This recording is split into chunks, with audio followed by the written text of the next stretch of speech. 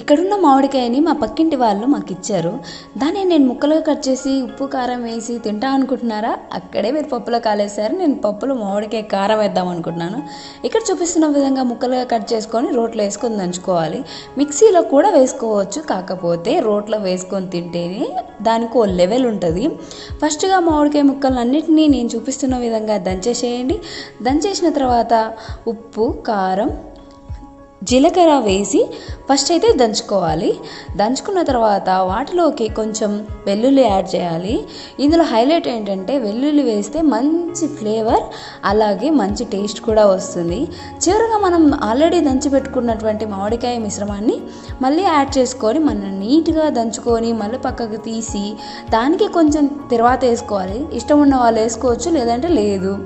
దీన్ని వేడి వేడి అన్నంలో వేసుకొని తింటే ఉంటుందా? మీలో ఎంతమందికి ఈ కారం తెలుసు?